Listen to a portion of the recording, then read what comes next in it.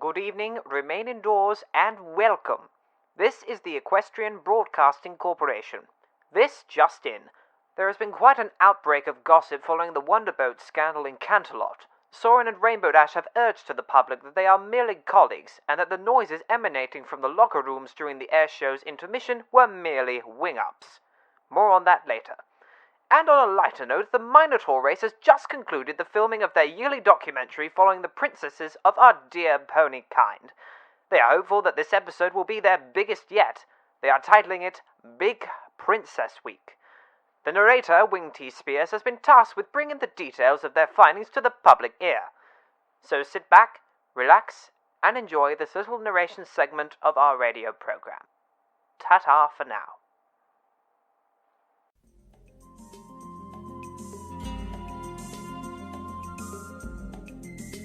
Big Princess Week by Cold in Gardez. So you see, Twilight, you mustn't be afraid of the changes your body is going through right now. They are a natural part of your development from a unicorn to an alicorn. They are nothing to be embarrassed about.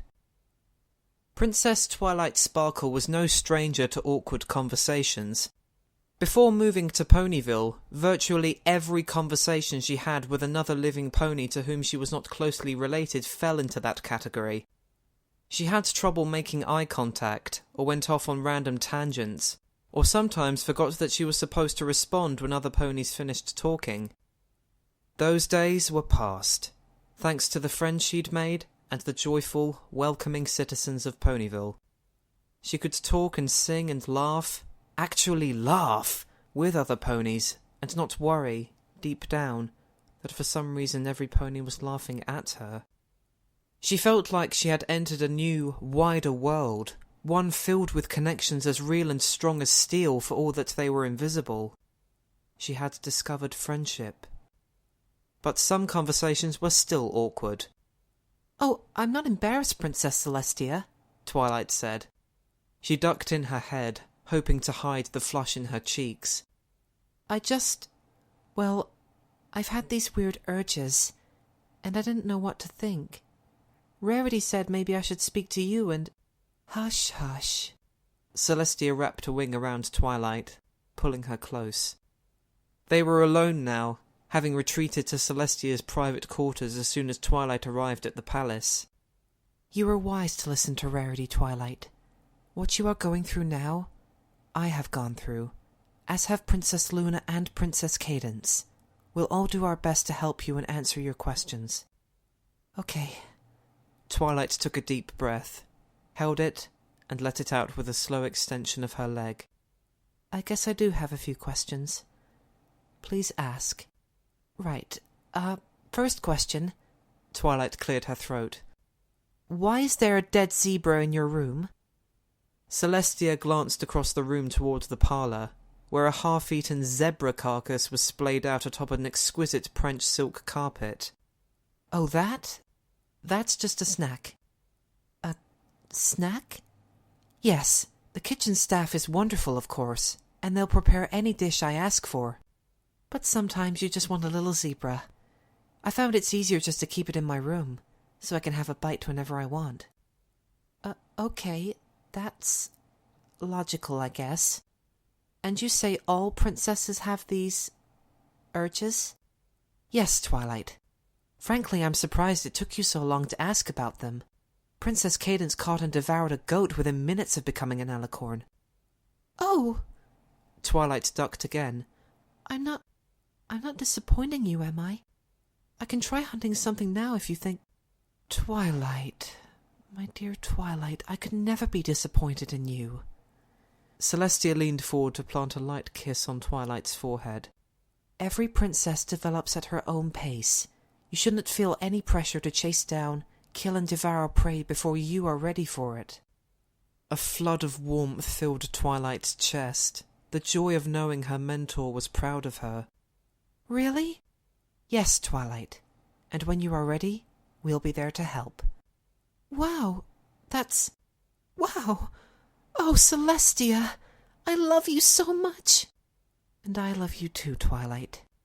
Celestia wrapped her forelegs and wings tight around Twilight's barrel in a hug. Now, did you have any other questions? No. Well, since you mention it, yes. Please, ask me anything, my faithful student. Okay. Why is there a Minotaur film crew videotaping us? Oh, yes.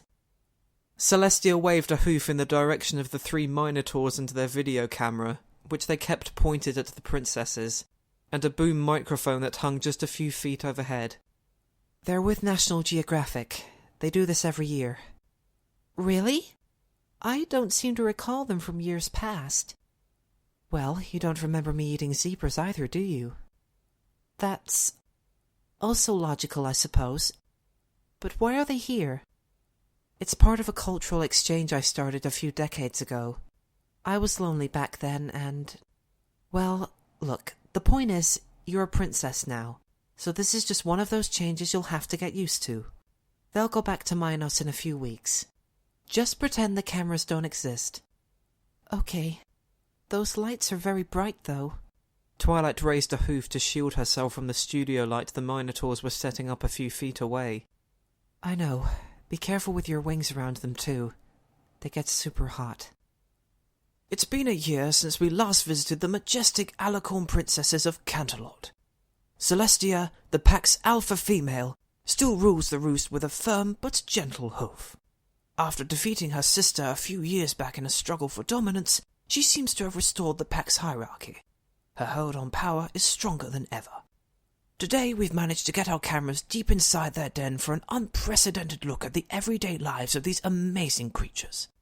Watch now, for the first time ever on television, as they perform a traditional display of dominance and subservience in this large stone cavern they call the throne room.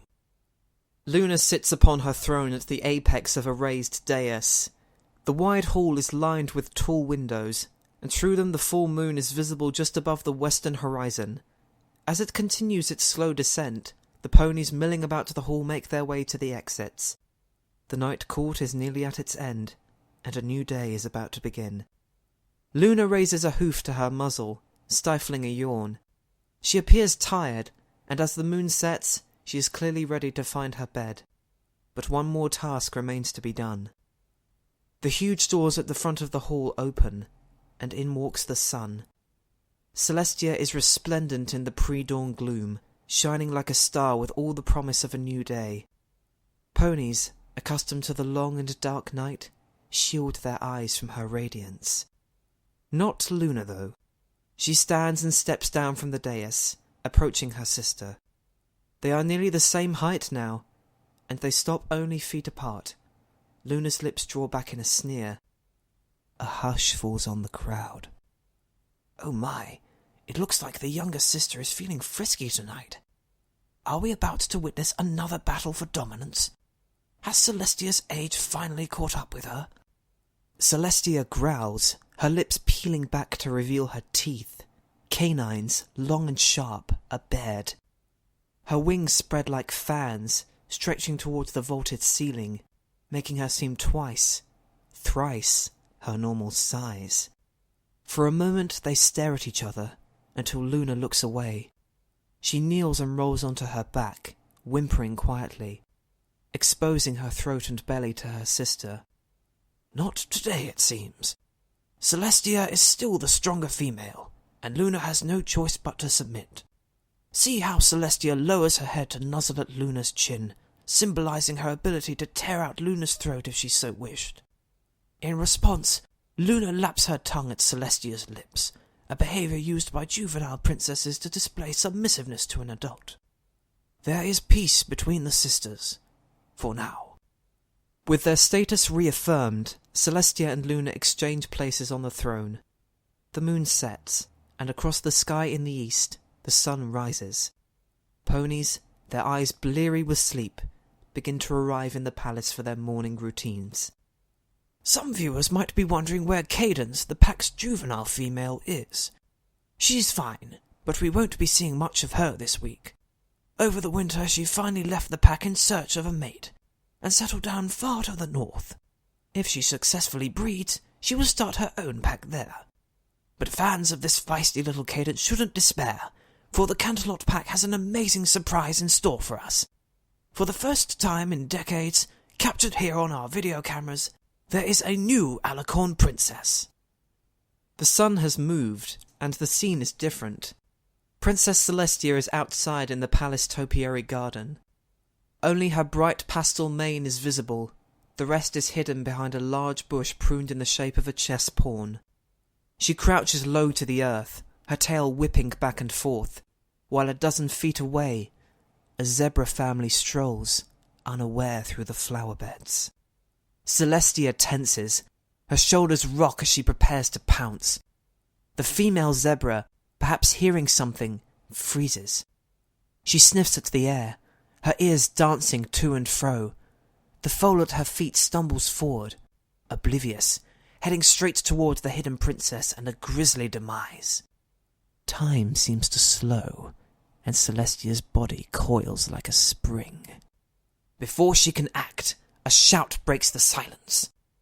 The zebra family and Celestia all turn to see a small, eggplant-coloured alicorn tumbling through the gardens, wings all askew, her tiny little crown bobbing atop her mane.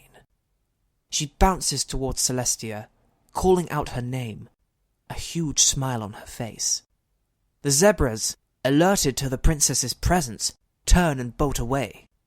They are far too fast for Celestia to catch, and she settles back on her haunches with a sigh. Still, she manages to smile as the juvenile alicorn latches onto her side. That's right, we decided to call this one Twilight Sparkle, following the tradition of naming alicorn princesses after the words that appear on their birth certificates. She is young, not even a year old, and she has yet to start hunting for herself. You might think Celestia would be upset with Twilight for ruining this hunt, but Celestia has raised many alicorn princesses, and she understands how careless they are at this age. They know only of play and discovery. There will be other hunts, and in time, these games will become Celestia's tools for teaching her ways to young Twilight. Eventually, if Twilight survives, she will help Celestia tackle Zebra and even larger game. With Cadence gone, a rambunctious Luna still chafing at her defeat, and a new alicorn princess to feed, Celestia will be very busy this year keeping her pack healthy and safe. Welcome back to another exciting installment of National Geographic's Big Princess Week. It is morning in Canterlot.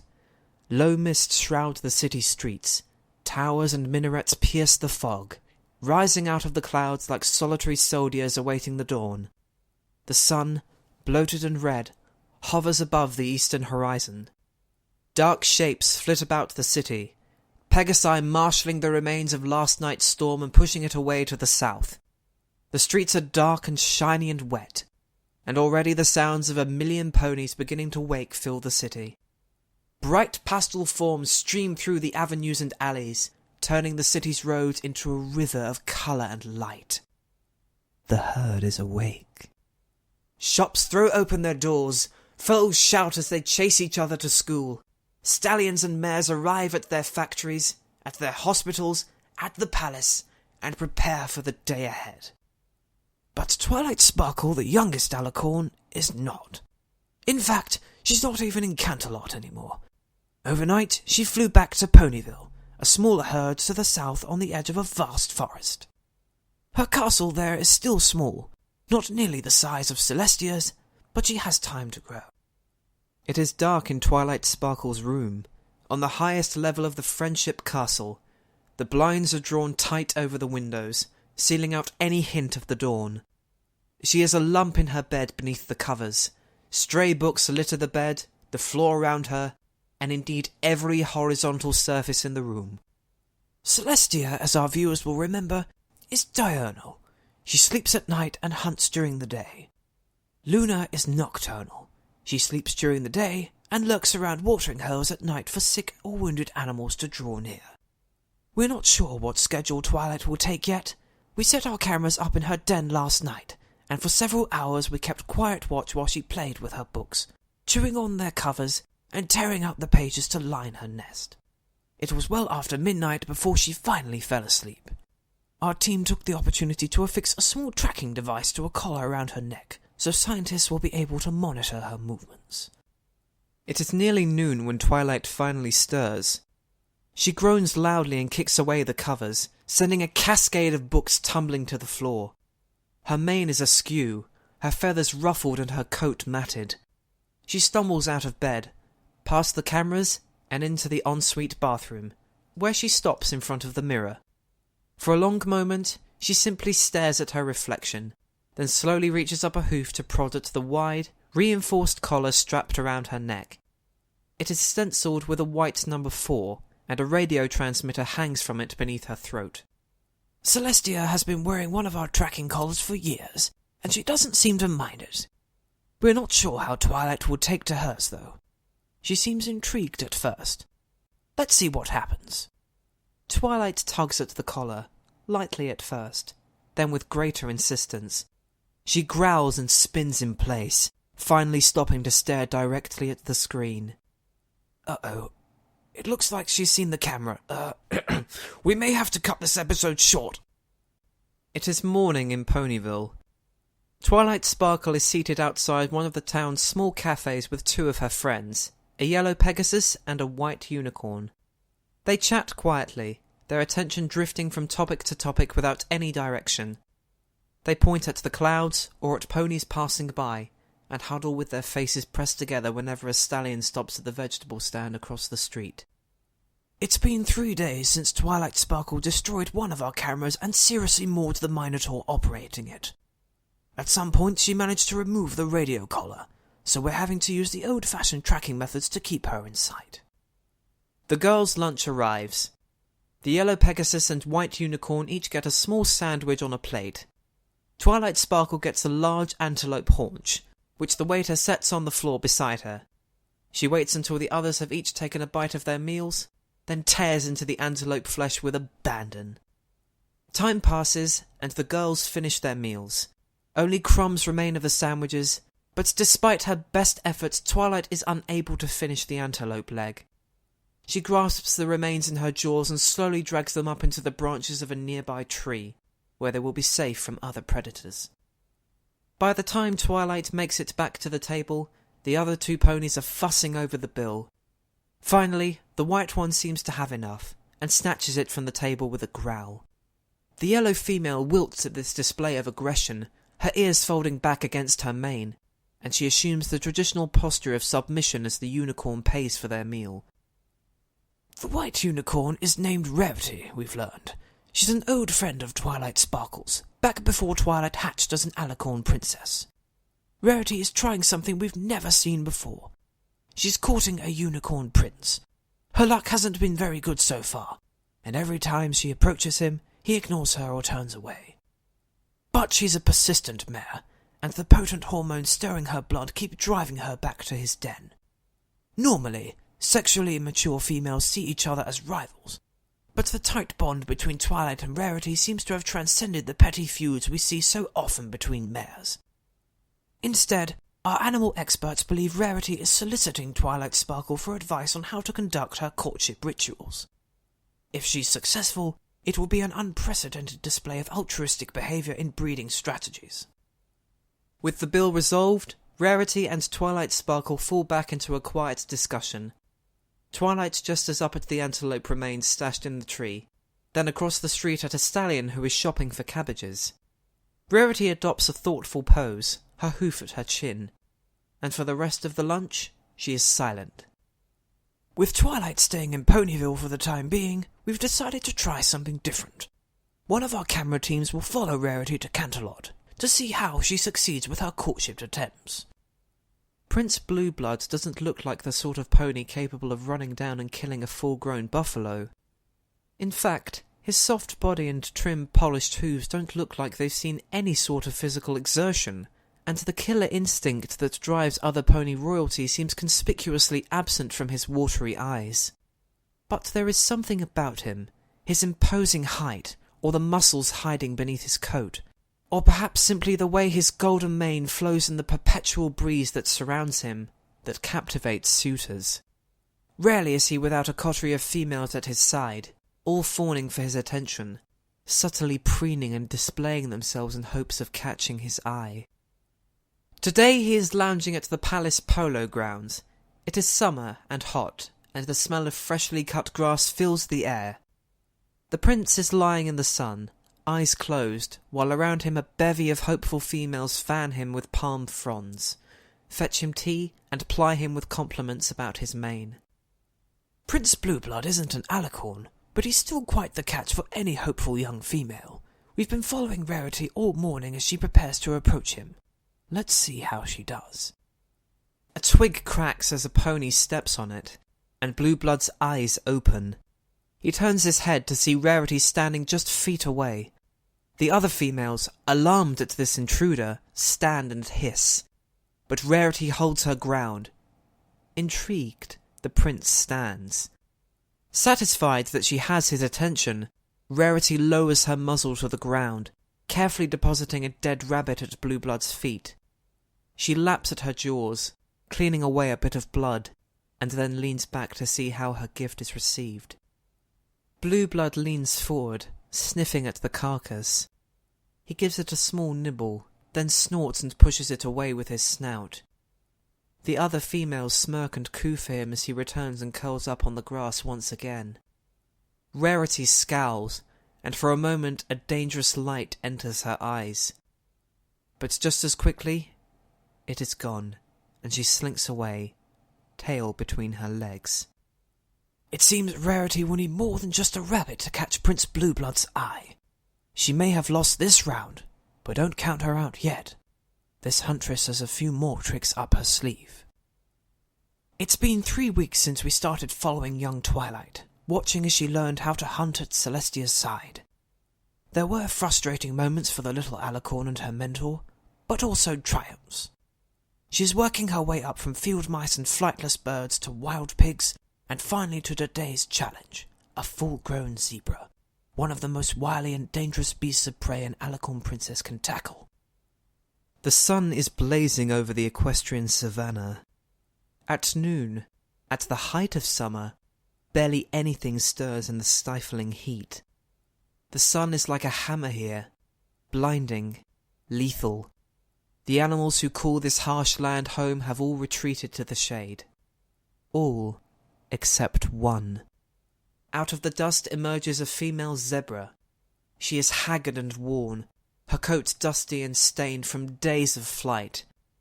For the past week she has fled, starting from her home in the Everfree Forest, through the Whitetail Woods outside Ponyville, across streams and meadows, down forest trails, and finally here, to this parched land.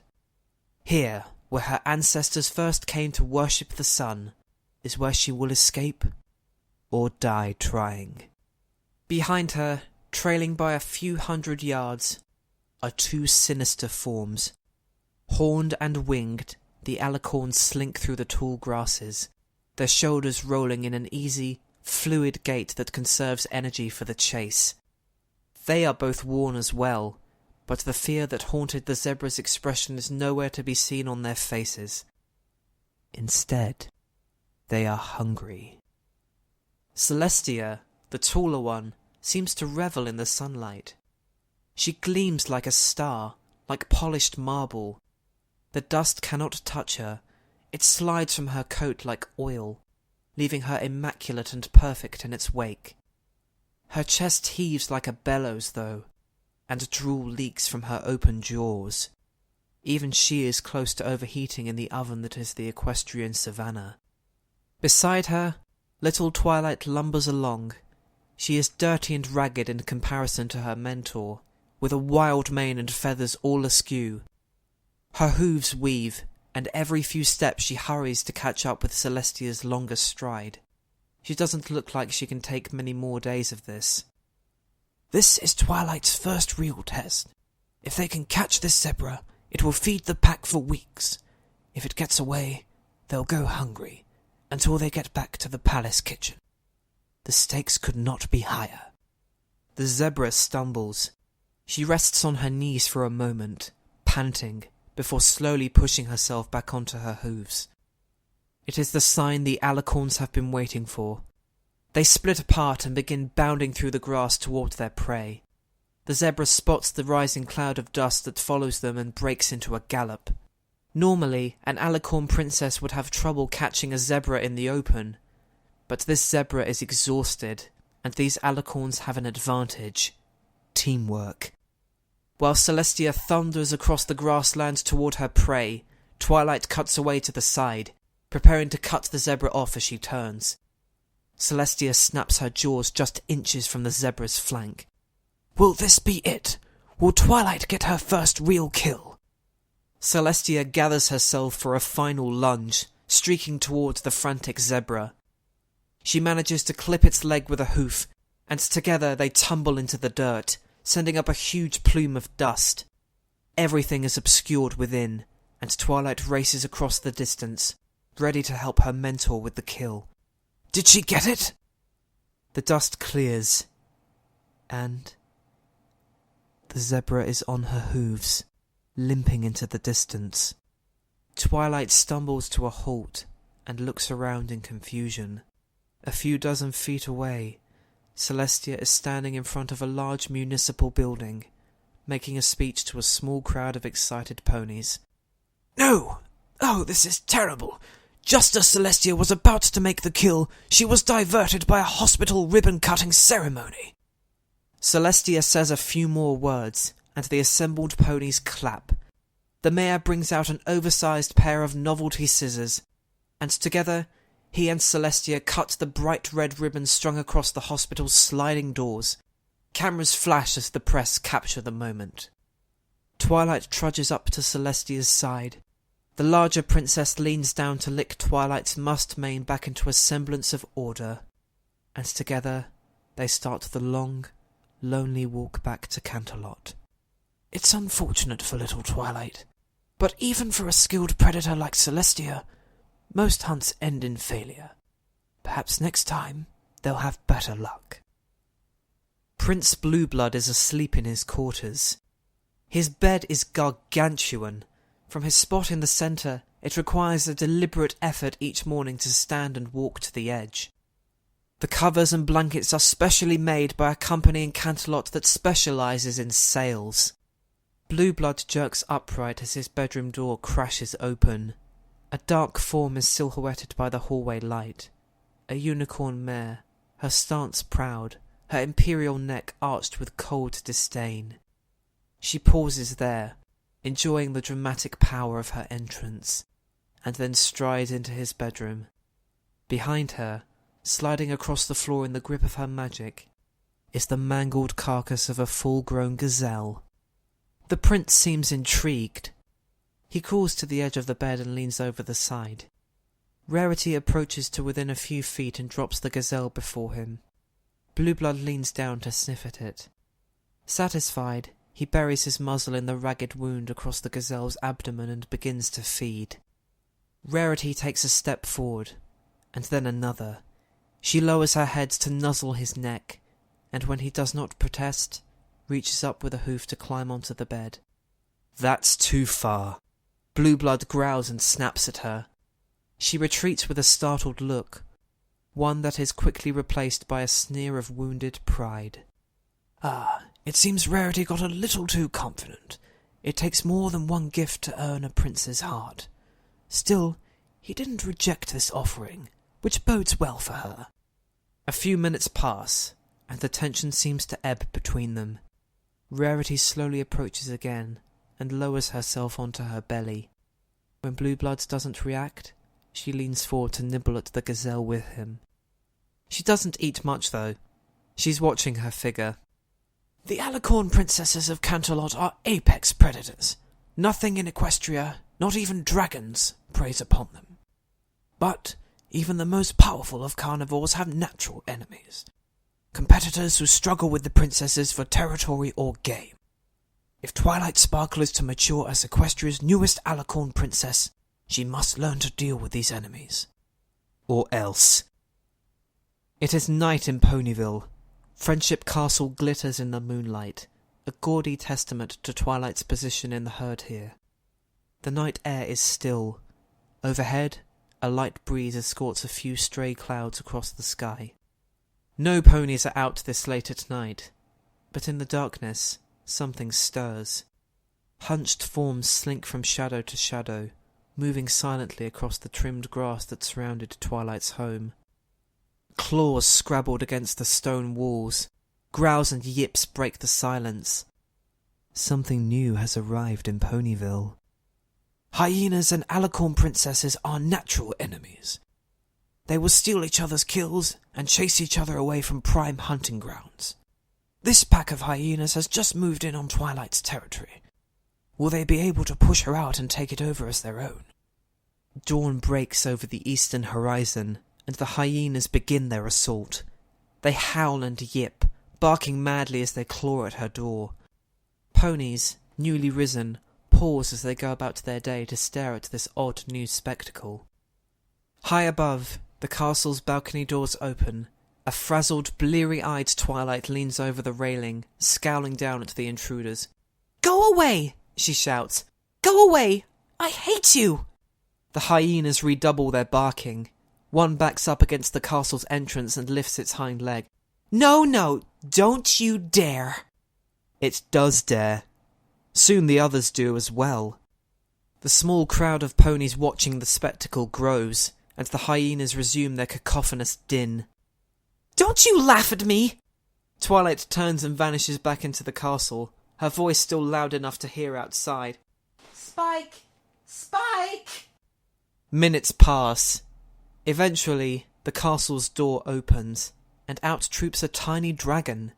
He holds a broom in his claws, and he waves it at the hyenas. "Shoo! Shoo!" He swats at them lightly. "Go on!" It's more than the hyenas can take.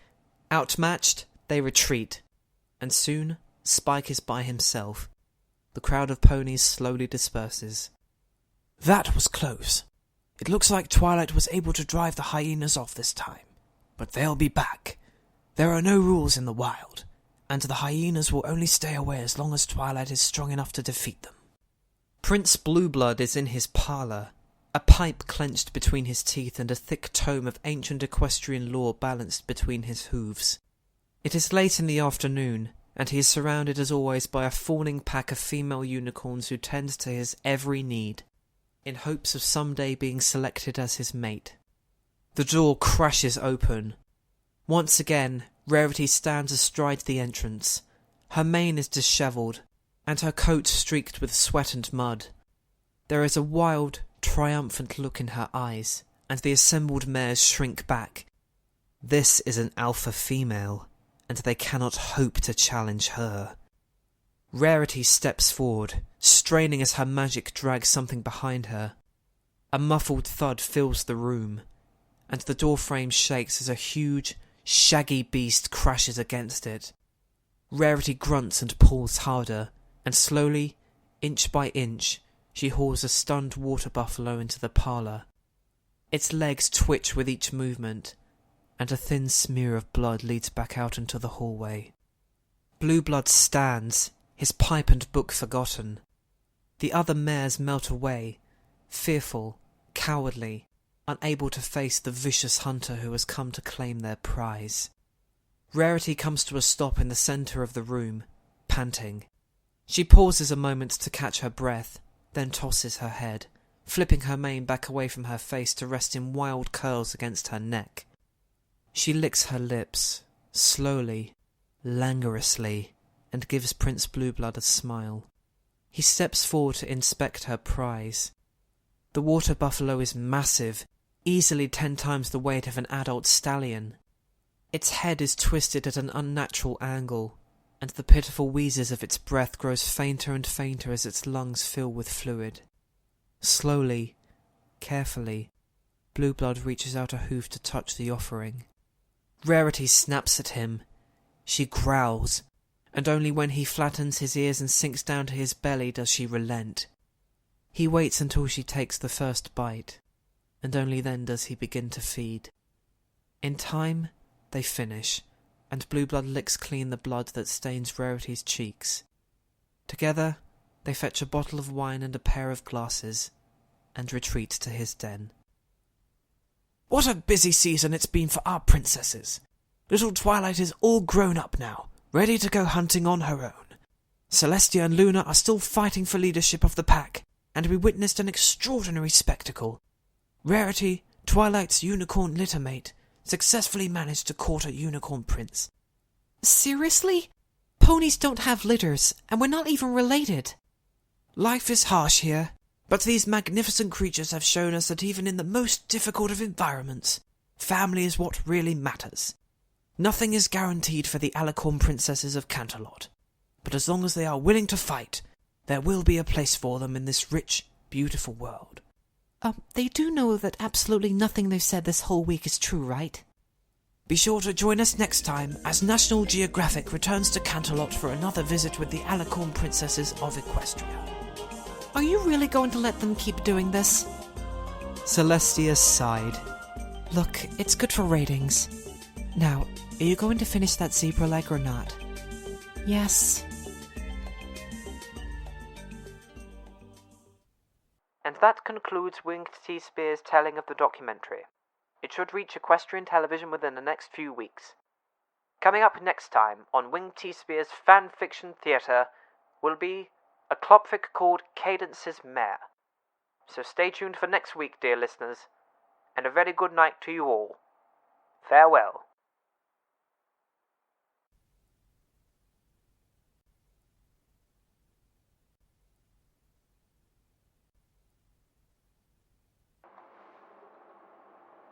Hey Shadow, I'm sorry that I didn't put a tape in the last video. Things recently have been not good to say the least, but I wanted to say something because admittedly over the past few days I've really struggled with what to put in this, so I figured I should just say what's on my mind and maybe that'll be coherent enough, but I'm not sure. I'll have to wait and see what you say. But, listen. That fear, the one that you told me, we all fear that. It's a human thing to fear it. There's nothing we can do to change it, but what we can do is spend as much time as we can with the people we love. That's all we can do. If you spend each day being hung up on worry, then it'll impact your quality of life. If you want to live life to the full, you have to be prepared. For anything, good or bad. But what I'm about to say doesn't just apply to you, Shadow. It applies to everyone, all of us, even me. Don't ever give up hope. No matter what you do or don't believe in, the grass is always greener on the other side. You just have to know where to walk. People think that strong people don't cry, or strong people don't suffer from the same worries that you and I do, or anyone does. It's not true. What is true, though, is that we're all linked by the same emotions. Some prefer to walk the path with others, some prefer to walk it on their own, but even if that one person knows where they're going, it doesn't mean the others can follow along too. Anyway, I've rambled enough. I'll see you next time. Both of you. Because I know someone else is taking on board what I say. And I say the same to you. Don't ever give up hope.